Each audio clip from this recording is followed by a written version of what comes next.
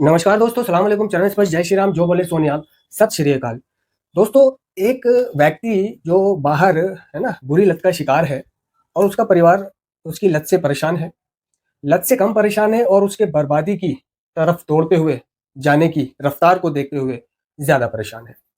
उसके वर्तमान और भविष्य को लेकर, स्वास्थ्य को लेकर ज़्यादा परेशान है। बहुत चिंता हो रही है उसे अपने बच्चे की। तो ऐसे में वो बहुत निश्चित कदम उठाता है परिवार। जो भी उसे पर्याप्त लगता है वो काम करता है। लेकिन वो चाहे कोई सा भी काम कर ले, है ना, बुरी लत को छुड़वाने के लिए। चाहे डॉक्टर के पास ले जाए, चाहे किसी हॉस्पिटल साइकियाट्रिस्ट के पास ले जाए, कोई दावा करने वाले बाबा साधु के पास ले जाए, है ना, ये वेद हकीमों के पास ले जाए जो दावा कर रहे हैं, जिन्होंने लिख रखा है कि 3 दिन में शराब छुड़ाए, है ना, 3 दिन में नशा छुड़ाए। यार ये कैसे संभव हो सकता है कि 3 दिन में शराब छुड़ाएँ और 3 दिन में नशा छुड़ाएँ? ठीक है ना? हम 1 दिन में एडिक्ट नहीं बने, कार्यक्रम कह रहा है। इसलिए याद रहे, धीरज से काम लें। कार्यक्रम कह रहा है कि हमारे सुधार में सबसे अधिक एक चीज़ जो हमें पराजित कर सकती है, वो है आध्यात्मिक सिद्धांतों के प्रति उपेक्षा या असहनशीलता का रवैया। ठीक है? कार्यक्रम कह रहा है ईमानदारी भरी शेयरिंग से हम क्लीन हो सकते हैं। आज के दिन नशा करने से बच सकते हैं। ठीक है? कार्यक्रम कह रहा है ये एक शारीरिक, मानसिक और आध्यात्मिक लाइलाज बीमारी है। ठीक है? इसका कोई इलाज नहीं है ना? यूएसए ने इसे डिसीज डिक्लेयर किया, हिंदुस्तान ने इसे, वर्ल्ड हेल्थ ऑर्गेनाइजेशन ने भी इसे डिसीज, बीमारी घोषित किया। नारकोटिक्स एनोनिमस का कार्यक्रम भी ये कह रहा है कि, है ना, नशेबाज बनने के लिए बहुत पहले से ही ये बीमारी हमारे अंदर थी। साइंस ये कह रहा है कि ये जेनेटिक प्रॉब्लम है, यानी अगर हमारे खानदान में कोई भी पीढ़ी में कोई नशेबाज था, छोटा मोटा कोई भी, चाहे बड़ा, जैसा भी नशा करता होगा, तो उसके बदले में उसके वो कीटाणु जीवाणु या वो चीज चली आ रही है पारंपरिक, वो हमारे या मेरे अंदर आई। ठीक है? कार्यक्रम कह रहा है कि नशा छोड़ना है तो मीटिंगें कर। कार्यक्रम कह रहा है अगर नशा छोड़ा नहीं जा रहा है तो सबसे पहले अपना डिटॉक्सिफिकेशन करा, किसी डिटॉक्सिफिकेशन सेंटर में जा। कार्यक्रम कह रहा है नशा बंद करने के लिए बीमारी को समझना है, शारीरिक, मानसिक और आध्यात्मिक है। ठीक है? बीमारी को समझने के बाद ये किस किस रूप में प्रकट हो सकती है, प्रभावित कर सकती है, वो चीजें जान। ट्रीटमेंट सेंटर में ध्यान से सुन, ध्यान पूर्वक सुन, और ट्रीटमेंट सेंटर में भी उसको बहुत सारी चीजें बीमारी के बारे में बताई जाती हैं। तो ये कौन से बाबा साधु वेद हकीम या हॉस्पिटल्स हैं जो इस बीमारी को, है ना, इस चीज को 3 दिन में जड़ से खत्म करने का दावा कर रहे हैं? मेरा मानना है कि वो सिर्फ लुभा रहे हैं, है ना, अट्रैक्ट कर रहे हैं, उन परिवार के जज्बातों का फायदा उठा रहे हैं जो अपने बेटे को लेकर कुछ भी कर सकता है। ठीक है? वो अट्रैक्ट हो गया। एक बाप, एक माँ जब परेशान होती है तो वो ऐसे ही काम करती है, शॉर्टकट, कि यहां से फायदा नहीं हुआ तो यहां ट्राई करती हूँ, यहां से भी फायदा नहीं हुआ तो वहां ट्राई करती हूँ। जो उनको जैसा भी कह दे अपने बच्चे की जान बचाने के लिए, है ना, वो वैसा ही करती है। अगर कोई कहे कि भाई ये कर दो, जैसे कि मन्नत मान लो, वो मन्नत मान लेगी। वो कोई कहे कि भाई रात को 1 महीने तक तहज्जुद की नमाज पढ़नी है, वो वैसा करेगी। कोई कहे फला बाबा साधु के पास जाओ, वो करेंगे ठीक, वो वहां जाएगी। कोई कहे एक तांत्रिक हैं उनके पास जाओ, एक दरगाह पे एक तांत्रिक बैठते हैं वहां जाओ, एक सूफी जी बैठते हैं उनके पास जाओ। कोई कहे ये वाले डॉक्टर के पास जाओ, कोई कहे वाले डॉक्टर के पास जाओ। कोई उनको कोई टोटका बताए कि ऐसे करो, वैसे करो, सुबह शाम ये करो, सुबह शाम वो करो, है ना, तो तुम्हारा बेटा नशा छोड़ देगा। तो वो माँ और बाप, है ना, वो सब कुछ करता है, वो सब कुछ करता है जैसा जैसा समाज और दूसरे लोग उसे बताते जाते हैं परिवार को। लेकिन अनुभव ये सिखाता है कि ये जो उन माँ बापों ने किया दूसरों के कहने पर, ठीक है ना, ये काम नहीं आया माँ बापों के। उन्होंने देखा कि उनका लड़का, उनका बच्चा फिर भी नशा नहीं छोड़ पा रहा। क्योंकि दोस्तों, एडिक्शन है और एक शारीरिक, मानसिक और आध्यात्मिक लाइलाज बीमारी है। इस बीमारी का कोई इलाज नहीं है ना। हमारा अनुभव बताता है कि हमारी बीमारी किसी दवाई से ठीक नहीं हो सकती। ठीक है ना। तो ये कौन लोग जो इलाज कर रहे हैं? परिवार ने अनुभव किया कि भाई ना तो बाबा काम आया, ना साधु काम आया, ना ये काम आया, ना डॉक्टर, ना वेद हकीम। बहुत से परिवार ने सारे अनुभव कर लिए नशा बंद कराने के, नशा छुड़ाने के, लड़के का या लड़की का। वो सारे तरीके अपना लिए जो उन्हें अपनाने चाहिए थे। अब कोई तरीका नहीं बचा, कोई तरीका नहीं बचा। तो ऐसे में उनके पास सिर्फ एक ही तरीका बचता है कि नशा मुक्ति केंद्र। ठीक है? नशा मुक्ति केंद्र। ये नशा मुक्ति केंद्र में किसी भी नशेड़ी को, नशा करने वाले को पता चलते ही नशा मुक्ति केंद्र में नहीं भर्ती करा देता परिवार। ज्यादातर परिवार पहले खुद से उसका नशा बंद कराने की कोशिश करता है। ज्यादातर परिवार उस पर जोर दबाव डालकर उसका नशा बंद कराने की कोशिश करता है। ज्यादातर परिवार उस नशेड़ी की बातों में आकर, है ना, जो वो उनसे झूठ बोल रहा होता है नशे को छोड़ने के लिए, जो अपने नशे को हासिल करने के लिए वो फालतू के वचन दे रहा होता है उन्हें, है ना, उन चीजों को फॉलो करते हैं। वो कहता है नशेड़ी के मुझे ये दे दो, मुझे बुलेट ला के दे दो, मैं छोड़ दूंगा। ठीक है, ला के दे दी। मेरे साथ ये कर दो, मेरा एक अलग कमरा बनवा दो, मैं छोड़ दूंगा। ठीक है, मुझे मोबाइल दे दो, मैं छोड़ दूंगा। है ना, मुझे परेशान ना किया करो, मुझे किसी काम के दबाव मत डालो, मुझे आजाद छोड़ दो, मैं नशा नहीं करूंगा, ठीक रहूंगा। सारा प्यार निछावर किया। उसकी बातों में आए। उसने कहा कल से नहीं करूंगा, उसने कहा जब से नहीं करूंगा, उसने कहा तब से नहीं करूंगा। सारी बातें मानी उसकी, लेकिन नतीजा फिर वही कि वो कर रहा है। बीमारी है, वो झूठ बोल रहा है, वो झूठ में आ रहे हैं। वो बीमार है, वो अपने नशे का इंतजाम कर रहा है माँ बाप को इस तरह का झांसा देकर। माँ बाप ने हर दाव पेच खेल लिया। ठीक है ना, तो बहुत सा परिवार सारे दाव पेच खेलने के बाद नशा मुक्ति केंद्र भिजवाता है, जब उनके पास और कोई ऑप्शन नहीं बचता। सारे ऑप्शन खत्म होने के बाद ही उनके पास एक लास्ट ऑप्शन जो बचता है। तो बहुत सा परिवार ऐसा होता है कि वो नशा मुक्ति केंद्र में जो अपने बेटे को भेज रहा है वो लास्ट ऑप्शन है उनके पास। और ये जरूरी भी नहीं है कि सारे ऑप्शन अपनाने के बाद लास्ट ऑप्शन में भेजते हैं। बहुत से ऐसे भी हैं आज की जनरेशन के, आज के दौर के लोग जो समझदार हैं, है ना, जो फालतू के टोटके वोटके कुछ नहीं करते, जो समझदार हैं, पढ़े लिखे हैं, अक्लमंद हैं, है ना, एक अच्छे हैं। वो सीधा ड्रग एडिक्शन ट्रीटमेंट सेंटर उसको रवाना कर देते हैं। जिनको किताबी इल्म है या उनके साथियों ने उन्हें बताया है कि भाई इन चीजों से कोई फायदा नहीं है, अगर ये नशा करता है तो इसका एक ही ठिकाना है, नशा मुक्ति केंद्र। कुछ मत करो, इस पर विश्वास मत करो, भरोसा मत करो। कहीं बाबा साधु वेद हकीम 3 दिन में नशा छुड़ाएं, शराब छुड़ाएं, इनके चक्करों में मत पड़ो। सीधा ट्रीटमेंट सेंटर भिजवा दो, ये वहीं ठीक होगा। ठीक है ना। तो बहुत सा ऐसा भी है कि फर्स्ट बार में ही जैसे ही पता चलता है कि लड़का नशा करने लगा है, लड़की नशा करने लगी है, तो वो उसको पहली बार में ही भर्ती करा देते हैं। ठीक है ना। वहां पर एडिक्ट जाता है, सबसे पहले देखता है क्या है ये, मैं कहाँ आ गया, और धीरे धीरे धीरे धीरे धीरे धीरे वो वहाँ पैटर्न में आना शुरू करता है, एक शेड्यूल में आना शुरू करता है। उसे ये समझ आ जाता है कि मैं यहाँ से अब जा नहीं सकता। ठीक है, वहाँ मौजूदा क्लासें, सुबह शाम दोपहर जो भी क्लासें होती है वहाँ पर, उनको वो सुनता है।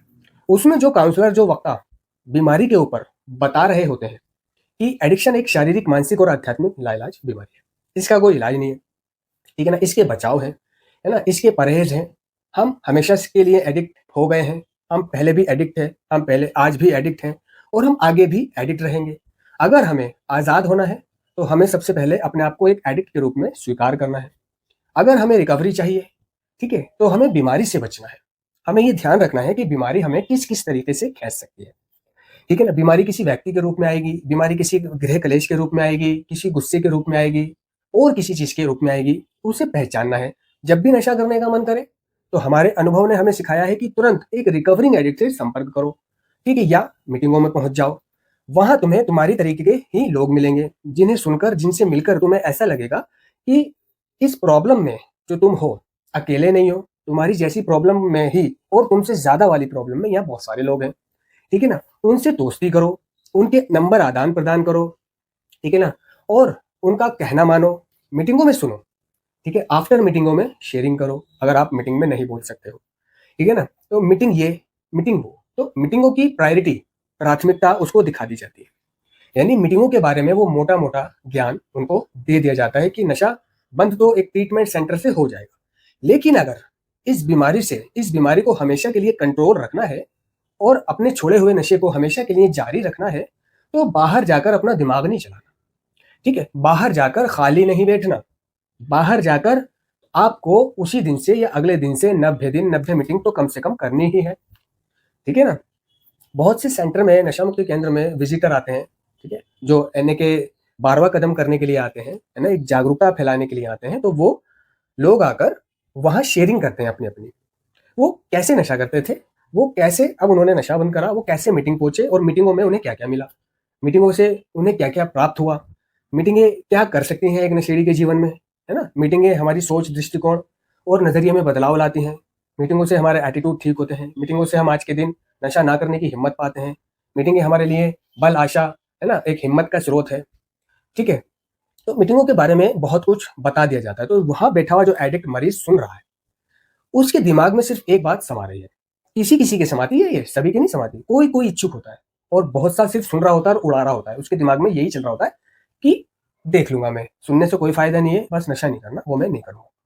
वो आई एम परफेक्ट की फीलिंग लेके जो बैठा हुआ होता है वहां पर, तो जो भी आई एम परफेक्ट की फीलिंग लेके वो मरीज बैठा हुआ है या जो पहली बार गया है, ज्यादातर ये लोग ही वैसा करते हैं, है ना, कि भाई इन क्लासों से क्या सुनना, क्या ध्यान देना, बस यहाँ वक्त काट रहा होता है वो, कैसे कैसे चित्ते अभी मेरा इलाज है, वो वक्त काट लूं और घर चला जाऊं, मकसद क्या है, नशा ना करना।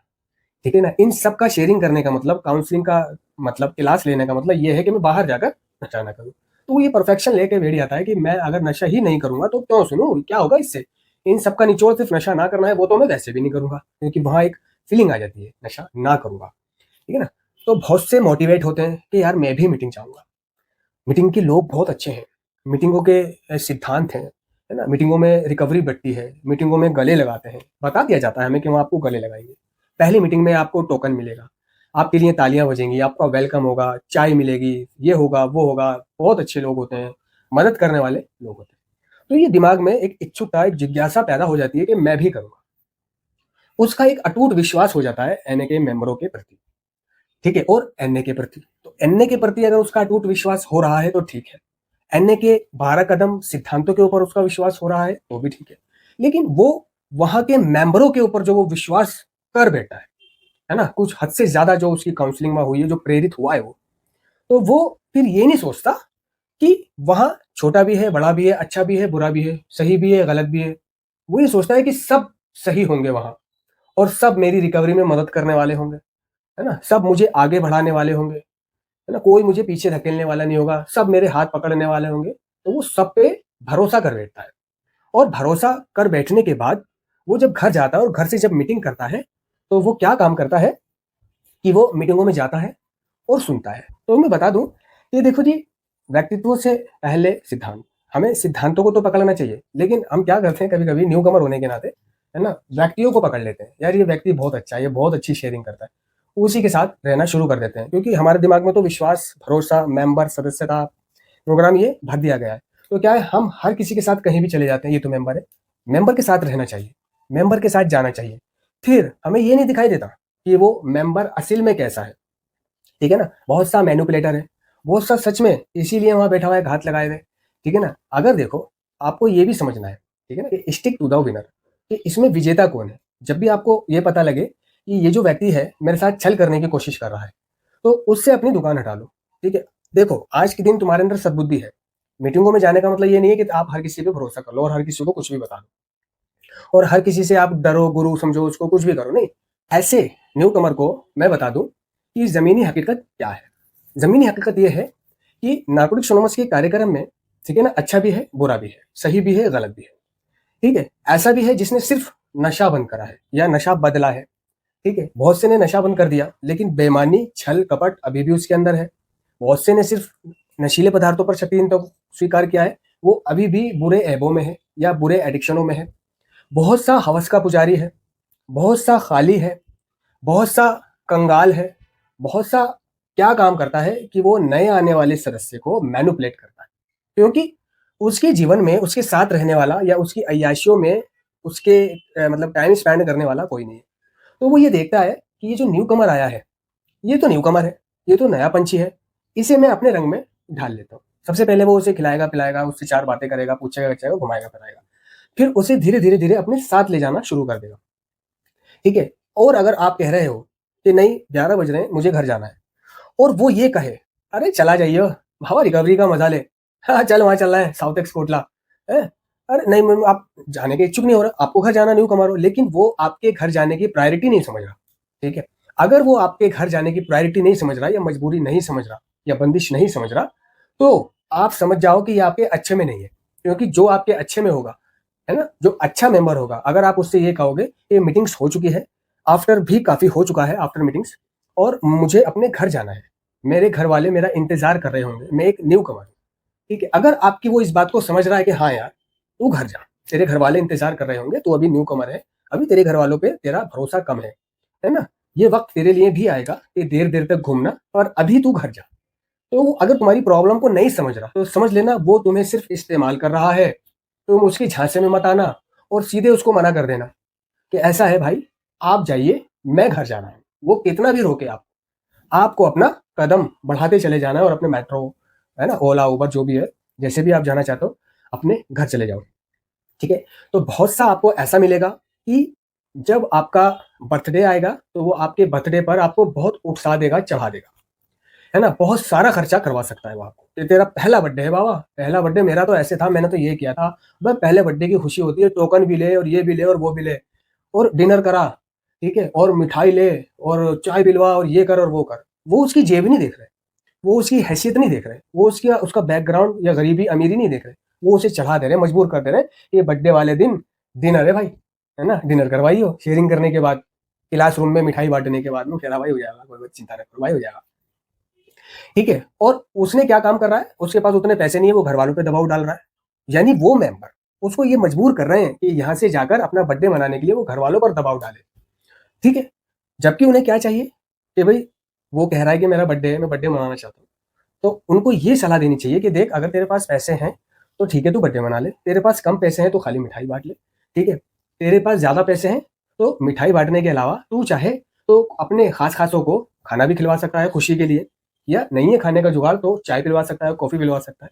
जैसी तेरी जेब गवारा कर रही है, जैसे तेरे घरवाले की हैसियत गवारा कर रही है, तूने वैसे करना है। और सुन, अगर तेरे पास कुछ भी नहीं है, अभी तेरे को घरवाले पैसे नहीं भी दे रहे हैं, ना ही तेरे पास है, तो बर्थडे मनाने के लिए तुझे टेंशन नहीं लेनी। तेरा बर्थडे हम मनवा देंगे, ठीक है?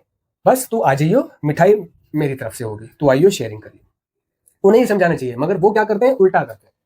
अब वो इंतजाम करके आया घर पे, लड़ा मरा, घर वाले मना कर रहे हैं, मैं नशा कर लूंगा, मेरा 1 साल होने वाला है, घर वो फीलिंग दिला रहे हैं घर वाले से कि भाई हमारे पास इतना पैसा नहीं है। ठीक है, उसने प्रोग्राम में जाकर क्या सीखा, प्रोग्राम में जाकर ये तो सीखा नहीं कि घर पर सुधार, यानी रिकवरी मेरे घर से शुरू होती है। अगर मेरे घर ही व्यवस्थित नहीं है, मेरे घर वाले ही परेशान है, तो मैंने रिकवरी में आकर या नशा छोड़कर कुछ नहीं करा, तो क्या है, वो उन्हें जोर जबरदस्ती से पैसे लेके और फिर मीटिंगों में आ रहा है।